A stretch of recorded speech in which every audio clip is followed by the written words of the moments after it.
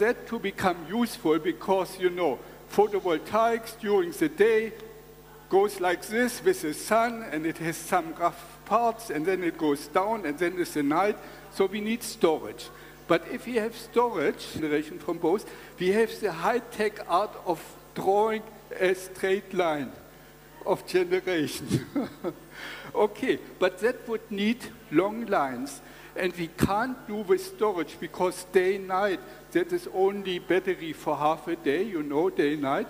But to cope with the winter hole on both hemispheres, we have it in Germany, winter hole for 100 days, and here for 70 days. That is 140 times the storage we would need for day-night. So we need very long lines.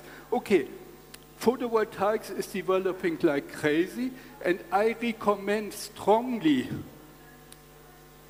draw this exponential growth line for PV and make your own prediction what you expect, and then compare the actual development with your prediction so that you get a warning what is happening. Please, you need a warning. It's so overwhelming. There's even a university to cope with exponential technologies. And funny enough, we need 5 exponential technologies for the new energy system. PV is one of them. Then we have the ingenious battery storage, developing like crazy. Same, and battery storage is now installed globally even without PV and wind, because it's so ingenious for the utilities. He will tell more about it, Franz. And then we need high voltage DC lines, and they are developing like crazy, also exponentially. And then we need power electronics to build a DC grid, because we can't use the old power electronics with transformers and so of AC. You know, AC like this, you can change that very well because it's so vivid, but DC is like this.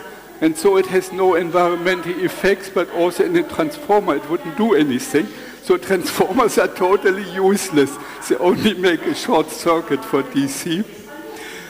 So we have 5 exponential technologies that together will change the energy system, and that is for sure, because each one of the 5 is supporting the others. So we have hyperbolic growth, which in the past has always overcome all obstacles, even the biggest one. So to summarize the 5: photovoltaics, power electronics based on semiconductors, transistors, number 2.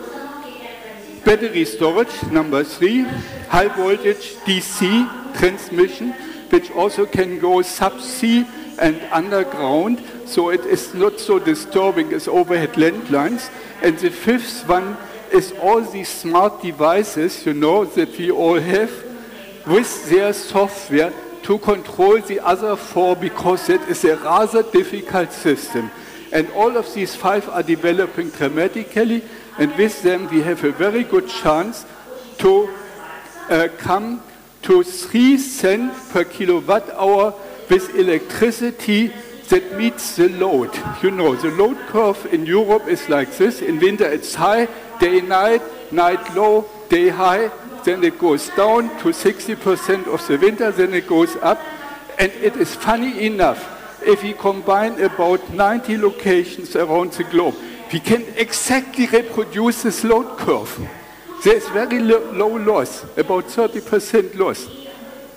Whereas present PV is like this, you know, lousy in Europe, not like this. But we can do this, and then now we have an opportunity to make this applicable for Europe, for example, to work together with the One Belt, One Road system.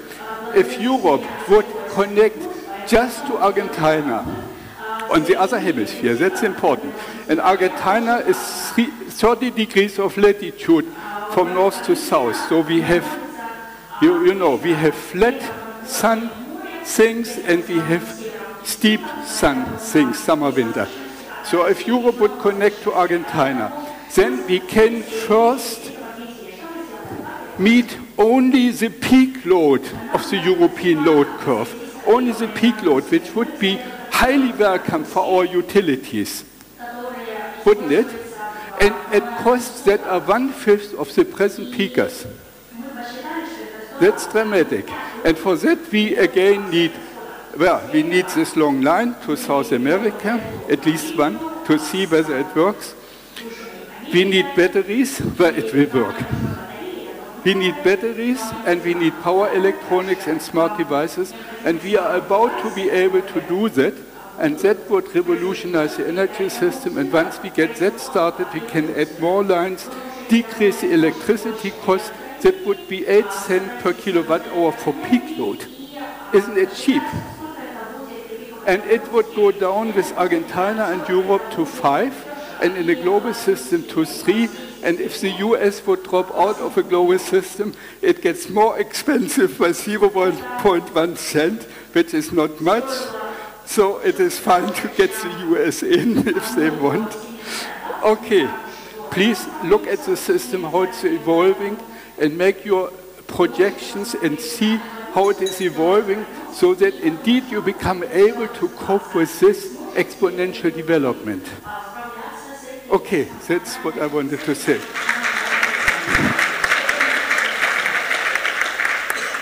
Thank you, great presentation.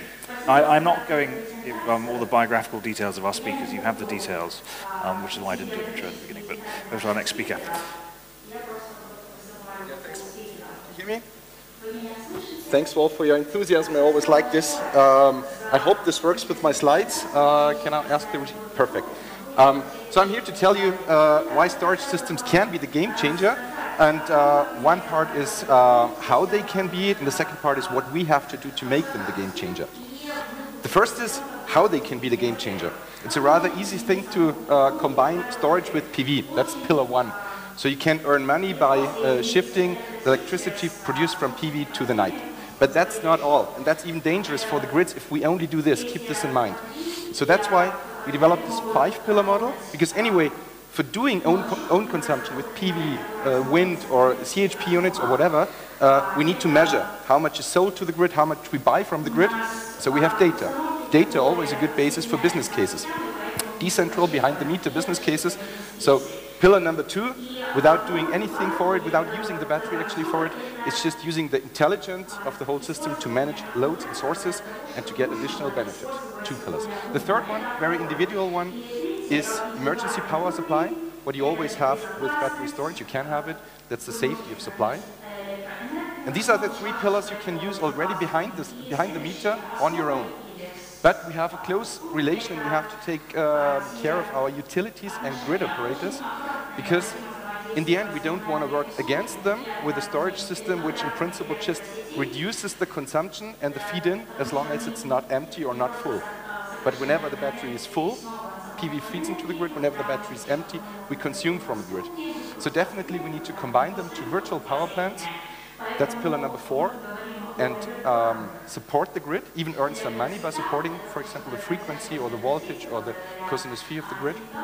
And pillar number 5, also a very easy one, time of use tariffs, charge the battery already in advance when the electricity is cheap.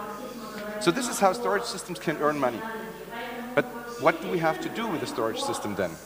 Because a storage system is a very stupid thing. It doesn't produce anything, it's just there, it's a stupid box. Only by adding some software to it, it makes it intelligent. So we thought about what another industry already did in advance. We have to split it up. The hardware needs to be a mass-produced thing. It can come from China or other countries, but it needs to be mass production, even if in the end the application for the single customer is very different. And we know this from smartphone industry, where we have in the end 3 different areas and even companies focusing on different segments. One is the hardware part, the other one is the firmware part, and the third one is the applications part. So only with applications, with software packages, we make the hardware intelligent and use it individually for each single application. So if you look back 10 years, I guess most of you also had such a phone. I had one. So that time, and it's only 10 years ago, it was a combination of a hardware and a software. So one company manufactured both. We know that this company had some issues then, just a few years later, because the customers were limited to manufacture specific solutions, and we had a limited usability. So you only could use the functions of the system which the manufacturer added before he delivered it to you. What we have to learn for storage systems, but also for any other devices in the energy industry, is what the smartphone industry showed us. So we have to distinguish between hardware, firmware, and software. And this firmware is a completely new construct. And that's why we developed, together with some universities, an open EMS solution. So similar to Android, we want to keep it as an open source, because only spreading it worldwide allows, on the one hand, the hardware manufacturers to be compatible with different software packages, and on the other hand, software developers, like utilities, like producers of hardware applications like electric cars or household applications, to program a software which runs on the central part, which is the firmware. We called it Open EMS. So this allows these different use cases, as you saw in this 5-pillar model, and in the end, for the customer, independency and steady further development, how he can use the system. So in the end, a storage system is much more than just here to transfer PV electricity from day to night. It is about the management part, the energy management system, to manage, of course, the storage system itself, but also to manage additionally connected loads and sources behind the meter in a household, in an industry, in a commercial application. So this can even be big systems, but they have to be behind the meter, to aggregate the local flexibility which you find there with all the manageable sources and loads.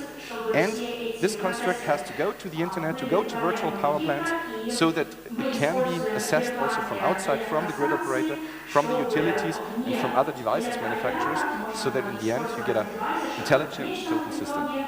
Thanks for your audience.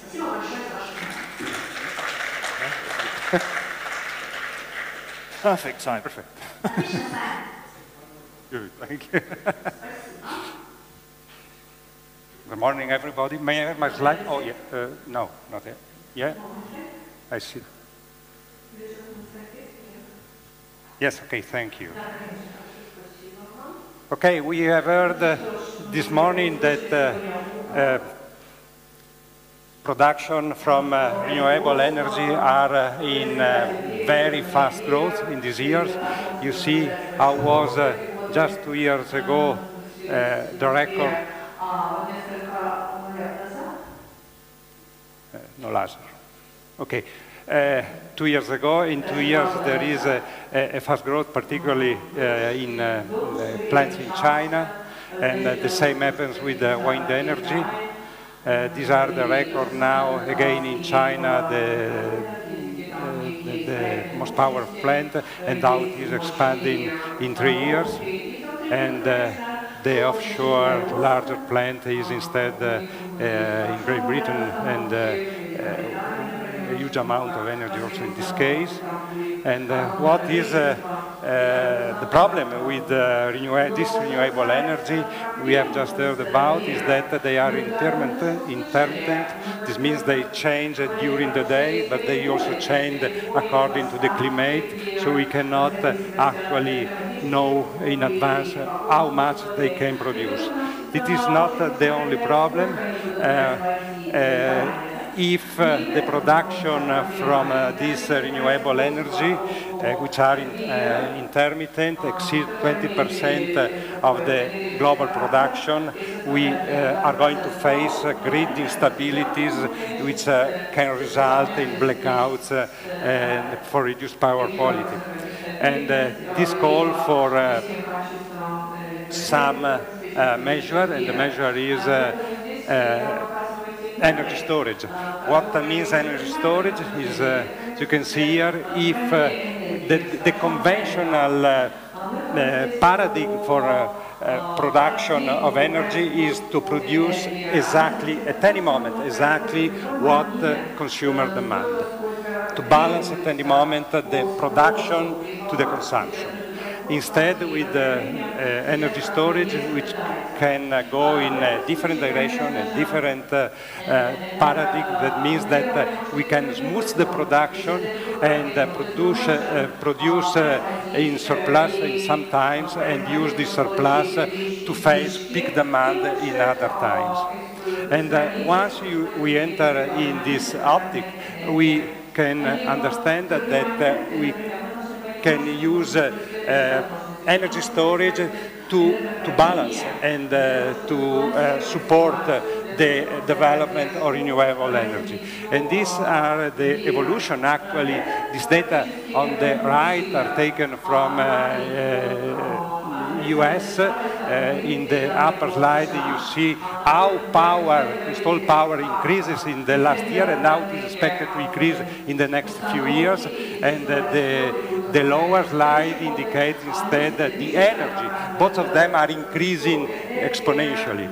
And also are increasing exponentially the different technology that we can use to face this problem. You see a number of different solutions based on batteries, but they are not the only one.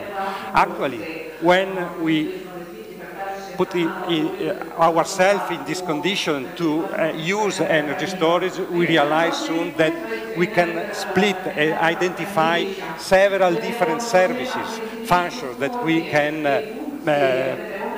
use with the energy storage. They are usually divided, classified according to the velocity at which energy storage and release is expected to happen, as the faster modes are qualified as a power quality. You see there are a number of different services, while the slow modes are qualified as energy management. And you can see here even a larger number of services which arrive to include also seasonal storage. It means that we can produce in excess during the summer to have energy stored for the winter. And so see, this panorama is extremely wide in the services we can produce, and there is a big business behind the development of all these services. These are data which are taken from a research made from the Boston Consulting Group a few years ago. You see how huge can be the investment in the coming years in this sector. And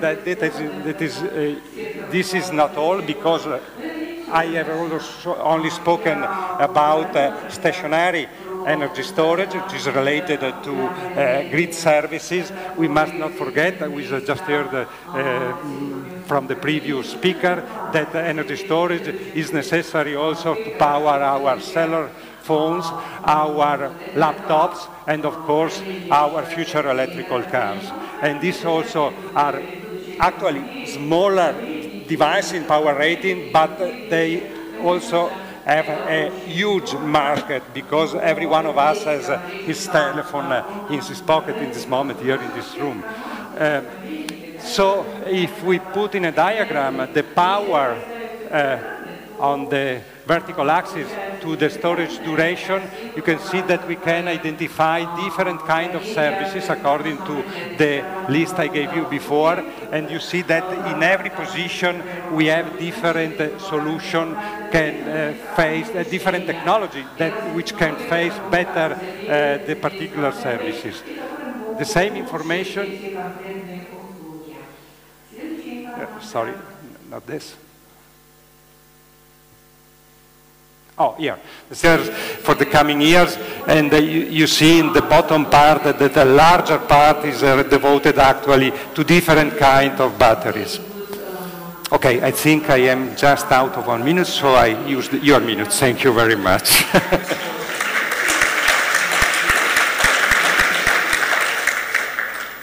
I'm sure we can get into some of the technological pathways in the Q&A and the panel discussion as well, but next speaker.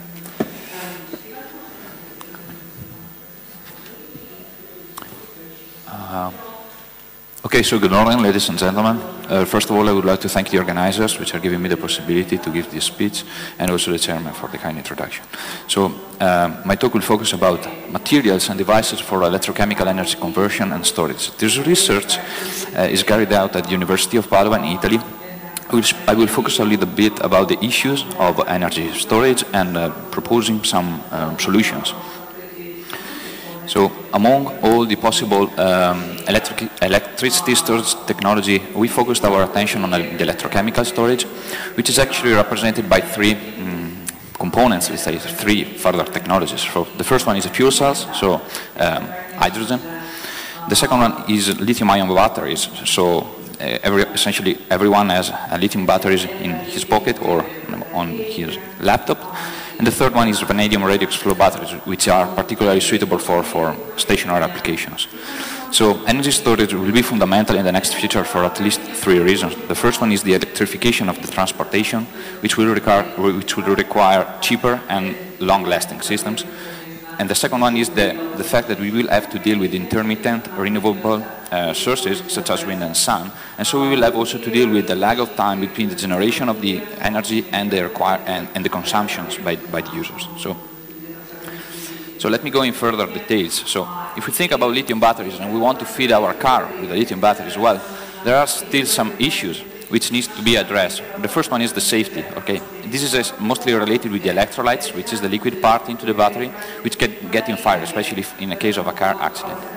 The second point is the energy and power density, because with my car I would like to go far and also I would like to go fast. And these requirements are still not sufficiently satisfied in this moment. Another point is the elemental abundance and the sustainability of some of the elements which are comprised into the battery. Lithium itself, for example, but also cobalt, which is used as a cathode. So one solution can arise from the use of voltage cathode material, so material which allowed a battery to operate at a higher voltage. Of course, our battery in a mobile phone works around 4 volts, but in principle, if I produce material which allowed me to work at 5 volts or even 6 volts per single cell, well, I immediately solve the energy density issues. If we look at the sustainability, we should think about using material, for example, iron or manganese or sulfur, which are abundant and cheaper. Or another alternative is the use of the so-called beyond lithium-ion batteries. So lithium is not the only option.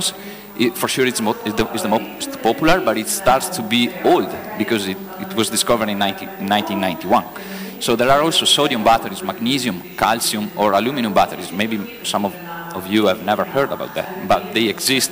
Well, in the case of calcium and aluminum, they are essentially proof of concept, but concerning sodium and magnesium, there are some interesting devices that you can find. If you think about the research now on fuel cells, so the hydrogen, if you want to feed your car with hydrogen, well, the biggest issue is the cost of platinum, which is used as an electrocatalyst in this material, and also the membrane, which should conduct protons. Now, I don't want to go in details, but solution can arise from the use of catalyst, which doesn't include platinum, or to focus attention on material which are totally platinum-free. Even in this case, you solve one problem, that of the cost of platinum, but then the chemistry of this element is much more complicated, and you create 5 more problems. So we have to be careful, and still some fundamental research needs to be done. In the case of flow batteries, they've been around for a while, but their diffusion on the market is still, let's say, sporadic. The point is that the energy density is still very low, and the vanadium cost is itself. These batteries are suitable for stationary application. Even here, the possibility to investigate new material which allow the battery to work at a higher voltage per single cell is probably the most appealing. I'm going to show very briefly some examples. If you think about the safety of a lithium battery, we investigate materials and electrolyte especially, which are completely in the solid state. So essentially, if you produce a battery which is completely solid, without any leakage component inside, where even if you have a car accident and you punch your battery, there's no leakage of nothing, flammable and nothing volatile. So this is the first strategy that we are looking for. Of course, this is an example of a battery. It's patented and you can find it in the literature. This is another example in order to increase the power density. We investigate material, cathode material for lithium battery, which can work between 5 and 4 volts, so 1 volt higher respect to the conventional lithium batteries that we have in our pocket. And we can achieve 560 watt-hour per kilogram, which is quite a decent value. Thank you, Chairman. Don't have much time, but we also research on electrolyte for magnesium batteries, which magnesium batteries are particularly interesting because magnesium is cheap, is abundant, and is non-toxic on many of its compounds. So we even here investigated batteries which comprises non-flammable and non-volatile components, and with nice results. Maybe we can discuss later about the technical issues.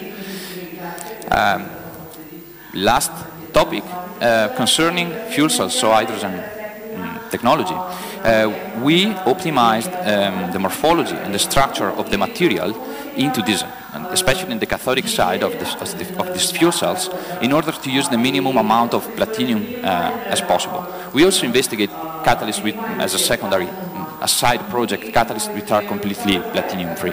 Well, this is one of our best results. With 200 milligram of platinum, we can produce 1 kilowatt of power at 0.7 watt for a single cell.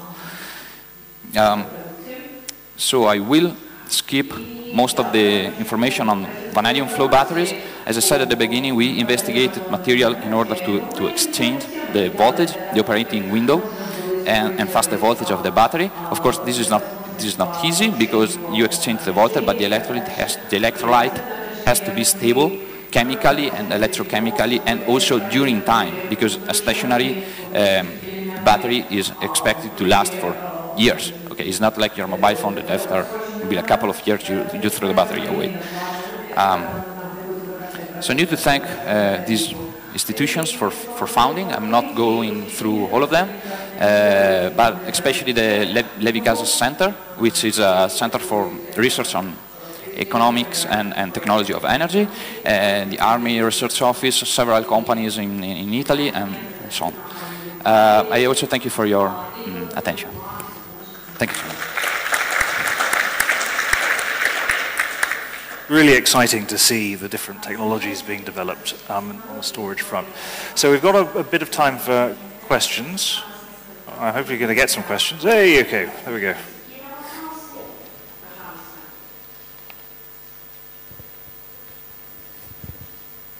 So if you could say your name and affiliation as well as... my name is Alejandro. I work in Germany in research, especially focusing on electromobility and, well, with electrical vehicles and with hydrogen. The first question was for Dr. Grossman. You spoke about high volume DC lines, power electronics, etc.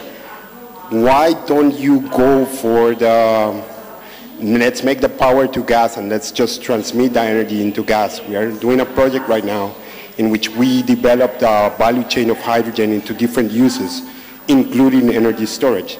And the other part is, we have a plant now that is running on it's a charging station for electric cars, and it's doing, the energy storage is doing it in a vanadium redox flow battery, a commercial one that they are selling already in Germany. And for me, it's really interesting if you can comment the disadvantages that you have come through during your research regarding this battery. That was for Dr. Bertazzi. Yes, yeah, thank you for that issue. You know, I wanted to show one way that would be feasible, and there are many more ways like the ones you mentioned, and the more technologies we bring in, the more options we have, and the better will the solution be. So the cost that I gave, which is very low, is the maximum of what we will be able to achieve, and with additional technologies, we will even be better than what I have demonstrated. So thank you, that is great.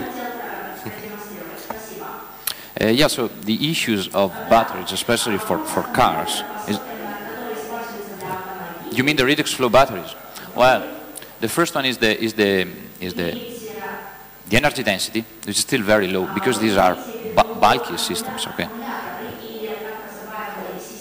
Yeah, okay, but you need to deal with liters of solutions. Still, the management of a large amount of electrodes in that case is not easy. Okay. And another point is the cost of vanadium, which is quite high actually. So the point will be to use different metals respect to vanadium, such as thinking about copper, for example. But well, the vanadium batteries still are not the only. There are also those based on zinc, for example. There are several options. So yeah, to use the possible solution would use different metals and or move to non-aqueous system. Okay, if you use a non-aqueous system, you can, instead of working around 1 volt, you can work around 3 volts, and okay, it's 3 times the power density. I think also Professor Guarneri is actually an expert on flow batteries, so maybe he could add a comment to your question. Actually, one of the problems of flow batteries is that the version that is now commercialized is based on vanadium. All the other are under investigation. So referring to vanadium, they have a number of strong advantages and some disadvantages. And among these, there are the very low energy density and power density. Dr. Robertazzi gave you some figures there. So they are not suitable for compacting them and put them in a mobile vehicle. But hang on, sorry, So just for everyone else, for laypersons here who might not know very much about battery technology, what's the difference between a flow battery and a lithium-ion battery? What is the difference? Yeah, if for a layperson. The system is completely different because lithium batteries are a completely solid system, and the flow batteries, as the word says, use liquid electrodes that must be flown inside the cells and to react inside the electrodes. And the great advantage of this is that you completely separate the power part of the system, which is the cell, from the storage part of the system, which are the tanks where you put the liquid solutions. So you can rate the system to what duration you like. With the lithium battery, this is absolutely impossible. If you use lithium battery at top power, at rated power, they will last for around 30, 40 minutes, and then they are discharged. So if you want a longer duration, you are forced to overrate the power in the system. And then this is a waste of resources and money. The other great advantage of flow batteries, based on vanadium at least, is that they have a very long duration. They can stand more than 20,000 cycles of charge and discharge. This is impossible with lithium battery. The better solution arrives at 5,000, which is 5 times more. And when we rate the cost, this is usually not done, and this is an error, is that you must rate the cost, the total cost to the exchange energy and also to the number of cycles you are performing. And if you take this figure into account, they are just now more competitive than any other solution. Unfortunately, they are very large at the moment. We must work to compact them, but I do not foresee the possibility of making them so compact in this moment to place them on a car or even a van or something like that. Okay, that's really helpful clarification. Next, any other questions? The gentleman just over there. Thank you. Okay, I'm from wind sector, so we are watching the storage industry, and one of the things we try to do in wind sector is try to solve complex problems with simple solutions. And unfortunately, I disagree with some of your assertion about the storage. I do understand it's a complex problem, and basically because of the loads and stability of the transmission, but the solutions that mostly people are talking about are mega complex. And my question to you is, what if you forget about the technical side for a minute and just look into the word storage? If you're living in a house and you have an apartment and you need storage, you won't go a kilometer for a big storage where to store your stuff. You try to have it at your apartment. And if you don't have storage in your apartment, you will stop buying stuff. So why is the sector not focusing on distributed storage system where I can install it in my apartment, in my house, and use the electricity I save whenever I want it, and if I don't have electricity, I just don't overutilize the system. So that's my question. Can you just say your name and affiliation as well? My name is Hanif Mashal. I am chief engineer for one of the wind companies in Europe. So basically, it's you're in favor of the Tesla Powerwall model. Exactly. I think Elon Musk is the one who's talking about it to go towards distributed system. Of course, you can solve the utility scale. We get the question. Sorry, we're out of time. So answer that question. Or that challenge. Yeah, I would like to answer because our 5-pillar model exactly targets this, that we have decentral systems behind the meter, while behind the meter can be in an apartment, in a house, in a commercial scale or industrial scale even, but definitely at customer side. So not in the grid, but at customer side, and then either combine it with own consumption scenarios, like wind or small PV or what you might have locally, and also connect the systems, because the small systems can do the same for the grid, for example, for the frequency, but at the same time they can even do much more. So frequency is the same all over Europe, but voltage is different every few meters away, or the cosinus phi or other power quality things, and a storage system can attach all of these markets, and the more decentralized it is, the better it can utilize these markets. And another important thing is, of course, we can do big systems in the grid, but then we need a building, we need a project management, we need engineers focusing on the project, while it's much better to use the same engineers and resources to focus on the product and go into the mass production. So small, decentralized energy storage systems can in the end even be cheaper per kilowatt hour usable per kilowatt, which they can charge and discharge, than the big systems, because there you have so many project costs, which you divide by thousands, millions of units if you have decentral units. That's why I fully agree, the systems must be decentral and utilized differently. Modular, scalable, repeatable, those sorts of characteristics. Okay, so we're running out of time. So one question I had for all of you, very, very briefly, is if looking out 10 years from now, which battery technology do you think will be dominant, will be the cheapest? The one that sort of helps to deal with this problem of intermittency in particular, starting with and only one technology. Pick your winner. And then if I look at the globe, Elon Musk is building a gigafactory, which is doubling the global battery production. He is thinking about increasing its capacity by a factor of 10. He is thinking about building 5 more gigafactories.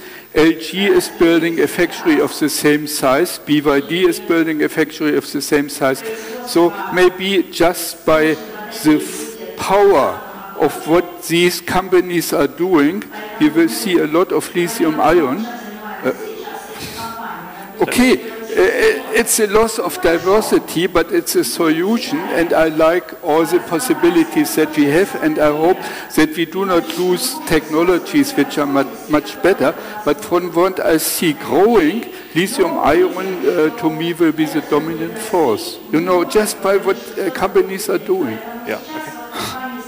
Yeah, for me it's also lithium-ion. We have many advantages, like the size, the weight, the charge and discharge power, but especially also many interconnections between electric mobility, for example. So we use, of course, the second life batteries, even projects with zero life, so spare part batteries are now starting. We have a big established industry already coming from smartphones and where batteries are used also in other areas. So how I see the market and the industry, nobody will stop this, and I don't see any technology surpassing this in short term. Yeah, it looks like that. There is an association in the United States that are devoted in studying these developments, and their motto is beyond lithium, and they divide the problem into 2 parts, stationary storage and mobile storage. About stationary storage, they aim at flow batteries, particularly in solutions which are not based on vanadium, but non-aqueous solution which will allow more compact systems. And as regard mobile applications, there is particularly a number of technologies like magnesium, but Dr. Bertazzi can repeat this, lithium air. Lithium can be realized in very different chemistry solutions. And one very promising for the future, lithium air, and also lithium sodium. They are in the edge of the technology in this moment, and they are expected to have a big development next year. In any case, lithium polymer and lithium ion will remain to take a big share of the market. Well, if you ask me about the next 10 years, no more than 10 years, well, I think that beyond lithium ions, sodium batteries, magnesium, aluminum, and calcium will never be ready. Lithium for sure is the answer, but not the conventional lithium, so not lithium batteries based on, not the same battery we have in our pocket, just bigger. That's not the point. So we should forget about oxides or phosphates to be used as on the positive side. In my opinion, the only real solution could arise from lithium sulfur. Sulfur is particularly abundant, low cost. The theoretical capacity is very high, 2,000 mAh per gram. So if I see an electric car fitted by a lithium battery, I think it's lithium sulfur, at least in 10 years. This is my feeling. Great. Okay. Well, may I add one comment only? We forgot in all of this discussion about storage hydrogen. Hydrogen is felt as a promise, particularly in Europe. We have a big problem for big programs for developing this sector, and I think that it can be an answer for mobile solution for powering cars. This is a feeling that in Deutschland is growing. You can confirm this. Just 1 year ago it was not like this, but in the last month the progress that have been performed show that a share of the car market will be taken from by hydrogen storage, like the Toyota Mirai. Yeah. Okay. Well, another. It is the first one for large market. I'm less optimistic about hydrogen than that, but anyway, we can come back to that. A huge amount of very exciting new developments on the technology side and also in the applications. We didn't talk about market design issues, how to get storage funded and then financed in energy systems, but we can talk about that later, hopefully. So thank you very much. Let's thank our panelists. There you go. Sit down. So we've got one more speaker before lunch, and you've heard from him before, but you'll be hearing a different talk, a longer talk, this time from Richard Northcote, who is Chief Sustainability Officer at Covestro. You heard that Covestro was a spin-out of Bayer, and he joined Bayer in 2009 as Head of Global Strategic Operations. So over to you, Richard. We've got a firm cut-off at 1:15, I'm afraid, so under pressure. Thank you very much, Ben, and thanks for having me back, which is a good place to start. I'm going to borrow some of the movement that we saw from our first speaker, maybe not with as much animation, because that's not me, but it was certainly impressive. I hope my passion comes out in a different way for what I'm going to talk about. What we've just been listening to is science, and even more than that, it's chemistry. And the reason I want to mention that is chemistry is going to provide so many of the solutions that we need to find across the world, here in Kazakhstan, developing economies and in the developed economies, if we are going to hit, and I'll use this number now, 1.5 degrees, not 2 degrees, that we have to limit global warming to if we're going to save many of the islands we heard about earlier, as well as stop a number of other things. But chemistry has a bad reputation. The chemical industry, one that I represent, also has a bad reputation. And much of that should be acknowledged, because I think the legacy that this industry has left over the last 100 years is quite significant in a negative way. But this industry that I represent today is a very different one to the one that was operating 30, 40, 50 years ago. It understands where the issues are, it understands where the problems are, and it has set about not only to try and mitigate those problems, but to actually create a more positive environment going forward. Covestro, as you heard, only came into existence 2 years ago. And I just noticed the typo in purpose, by the way. I didn't notice it until now, but now I've alerted all of you to the typo in purpose. But our value, our mission, our vision is to make the world a brighter place. Now, every company has a vision, and they're all very similar. But we deliberately chose the word brighter for a number of reasons. Because the three values we have as a company are, again, very different from other companies in our industry. Curious, courageous, and colorful. These are the three values because we're a science company. Scientists are naturally curious. We come from a conservative industry, which doesn't really want to push boundaries. We do, so we're courageous. And finally, colorful, because we don't want to be seen as another boring, gray business, only in business to make profit. Our whole raison d'etre, our whole reason for being as a company is the triple bottom line. Everything we do must address people, society, must address the planet, environment, and must deliver a profit. Because if you don't deliver a profit, you can forget the other two. The company won't be in business for very long. So it's the combination of that, and none of them should be negative when you develop a new process or a new product, and that's what we've adopted. So when we talk about brighter, yes, you can look at it as more light, sunnier, whatever you want, but also look at it from the English use of the word bright, intelligent. To be bright is to be intelligent. So we want to contribute to a more intelligent world going forward. Now, I shouldn't need to tell you about these, but these are the drivers. It should be the drivers for every private company in business. We know that this is happening. We know that climate change is real, despite what certain leaders might tell you. We know that population is not going to stop and we can cut it off. It will continue to grow. We know that there will be demographic change. We're seeing it already. We've seen the unfortunate displaced refugees coming out of Syria and other war-torn areas. Believe me, if climate change goes above 2 degrees, that is nothing compared to the migration we will see from the central belts of the planet as we progress. We have to address those, and we have to address it now. And urbanization is not going to stop. It will continue. If you look at the megacities that are being created, not just in China, but in South America, in the Indian subcontinent, they continue to grow, and they will continue to grow. So we have to accept that this is happening, and we have to find solutions to it. The beautiful thing about all of these is they're all encompassed. All these challenges and issues are encompassed in the UN Global Compact Sustainable Development Goals. And if you build a business model that actually looks at addressing those goals, you're starting to build a business model that should not, over time, go out of fashion, and it should ultimately deliver the profit as well as the people and the planet aspects as we move forward.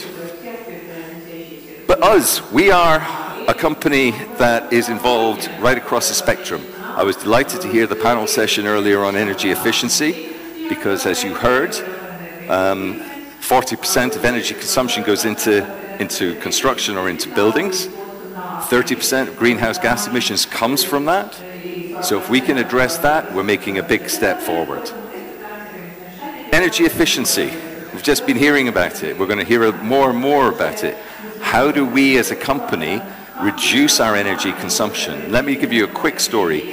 And energy consumption is directly linked in my business in manufacturing to greenhouse gas emissions. We set a target of 20% reduction in CO2 emissions, or CO2 equivalent emissions, in 2005.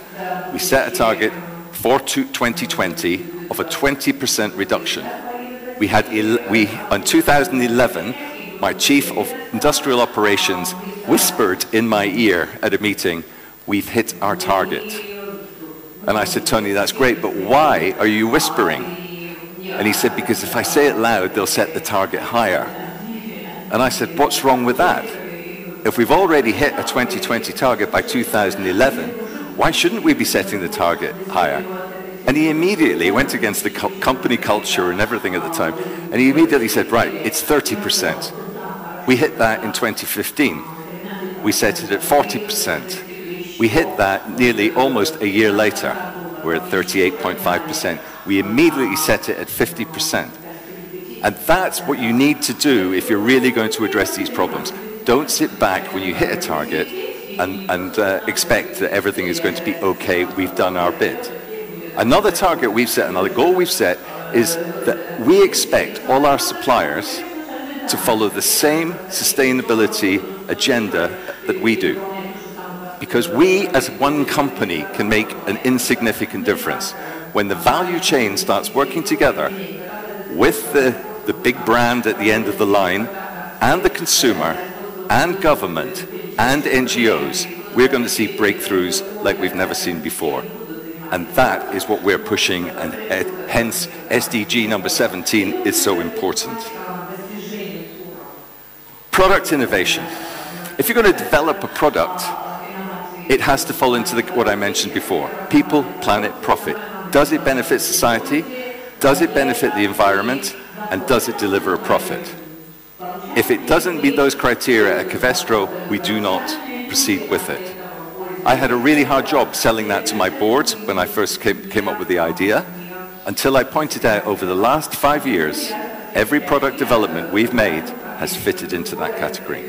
So we've been doing it subconsciously because that's what the market wants and that's what the market demands. Let me talk a little bit about where our products go. And one of the big areas is actually into wind. And one of the things we're looking at in wind is how do you make it even more efficient? And I know we have wind experts here, so I'm not going to dig down into detail, but I'll talk about it in a minute. But there's a gentleman by the name of Paul Hawken, who is one of the fathers of the sustainability movement. And I was fortunate enough to meet him, and he gave me a copy of his book, Drawdown. And Drawdown lists the top 100 solutions, not only to mitigate climate change, but to reverse climate change. This is years of research that have gone into this. And number 2 on his list, the second most important thing we can do, is looking at energy wind turbines onshore. Offshore, it's number 22. But number 1, believe it or not, is refrigeration management. That is number 1 in his view. There are lots of other things that come in there, but I just want to show the importance of this. If you talk to a certain industry that extracts oil from the ground or from the sea, they'll tell you that you can't make it competitive. We at Covestro say, why not? We believe you can. And as such, we are developing new technologies at the moment that allow stronger, lighter, and longer blades that we've seen before. New technologies that will replace epoxy, for example, as the filler in the blade, and by replacing that with a new system, we get better mechanical properties, you get superior fatigue performance, weight reduction, and improved cost efficiency because you can speed up the manufacturing process by up to 10%. And this is hugely valuable when you're talking about extremely expensive bits of machinery such as this. Energy efficiency in production. As I told you, 50% we've set as a target.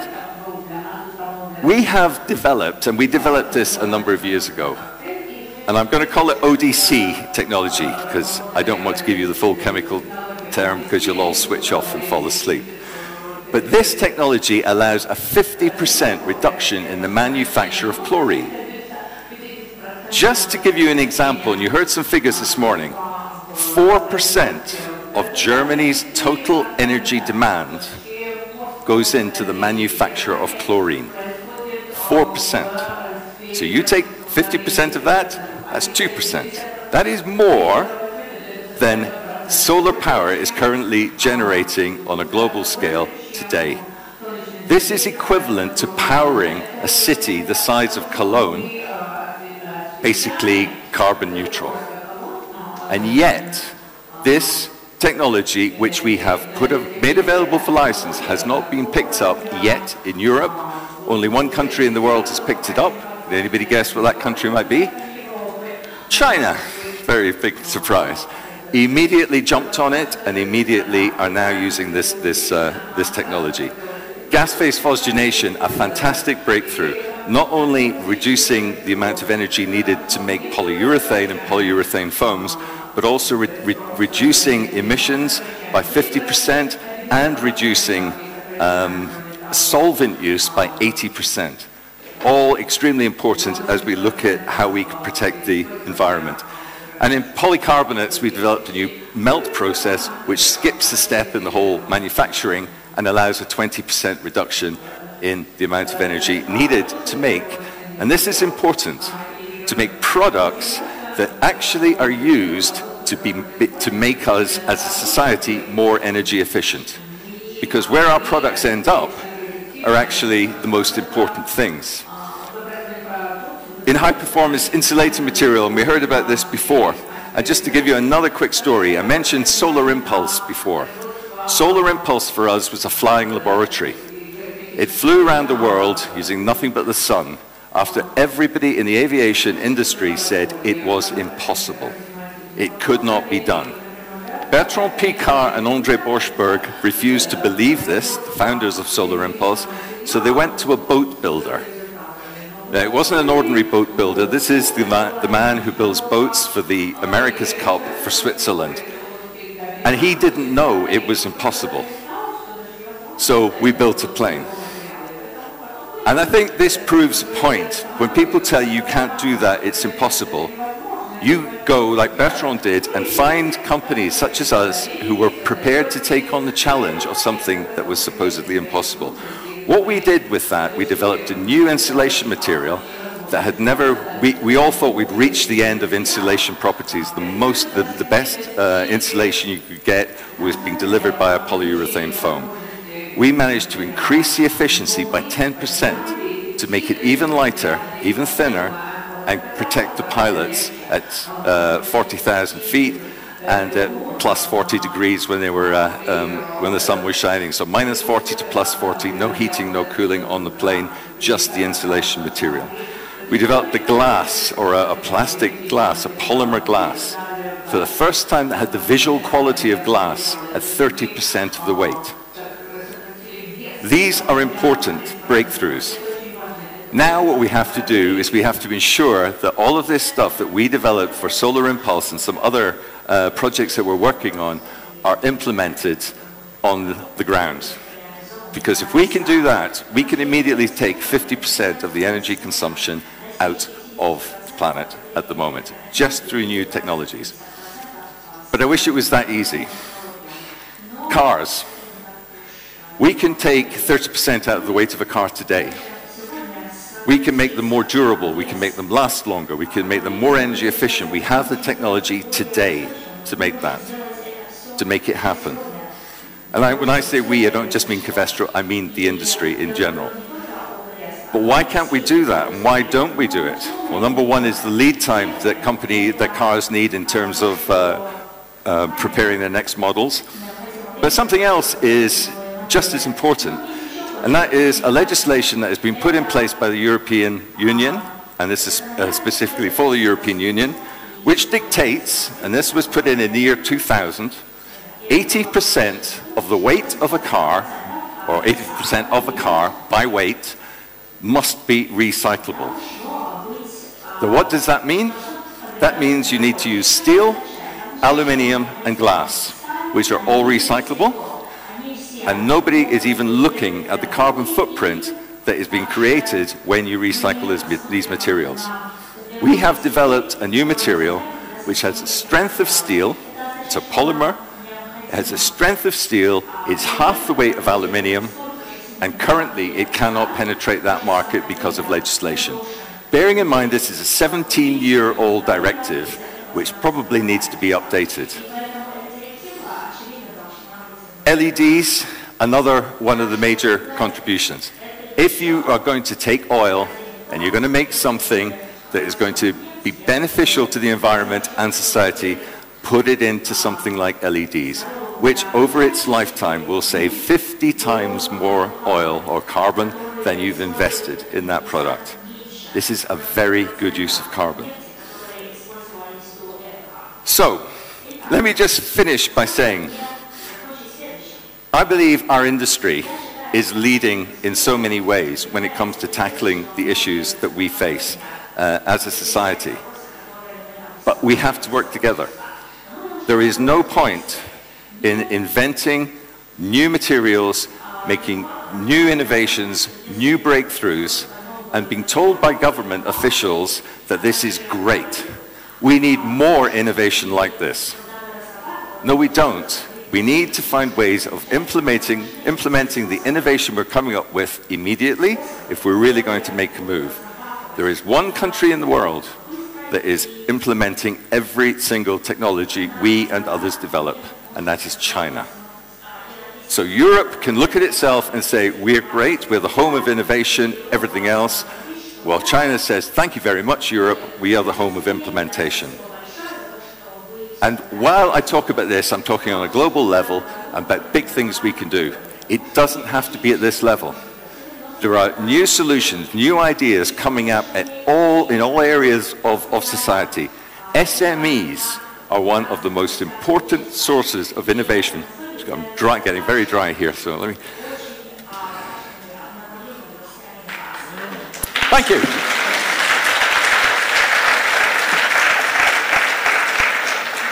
Yeah, sure.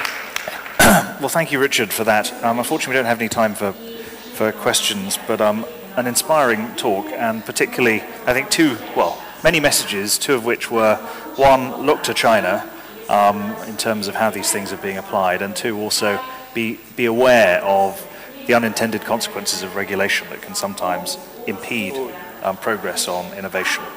So I just want to tell you what's going to happen after lunch.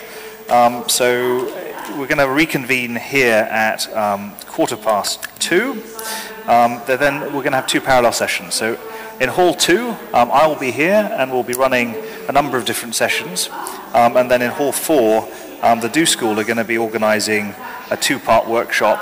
The first part will run from after lunch until the coffee break, and then after the coffee break it will continue in Hall 4. In here, we have a number of different sessions. We have a keynote straight after lunch with Oliver Rapt, and then another keynote by Michael Norton. We then have two panel sessions, one on the role of social enterprises and the other on the role of large corporations. Those are being organised in conjunction with the Do School. We then have a coffee break, and then we continue here with a keynote on cooling technology, and then we have we have one more panel session on clean energy financing models. So lots to look forward to. I'm going to hand over very briefly to the head of programs of the Do School to just give 30 seconds on what's going to happen in the workshops in Hall 4, just very briefly.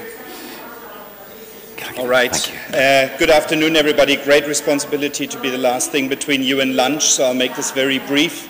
What's going to await you in the afternoon upstairs is, after talking about energy all morning, is using all that energy to work together, co-create some solutions, work on one of 5 exciting challenges that will be posted by experts that we've brought, work together with social entrepreneurs from all around the globe that have joined us, and learn the social innovation methodology that we bring to you. So 4 hours of creating ideas, exciting discussions, fascinating exchange, and I hope to see many of you upstairs at 2:15.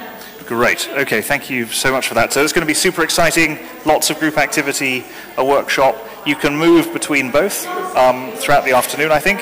So feel free to dabble, but look forward to seeing you after lunch, which I think is upstairs, isn't it? Upstairs somewhere. You'll be directed. See you after lunch. Thank you.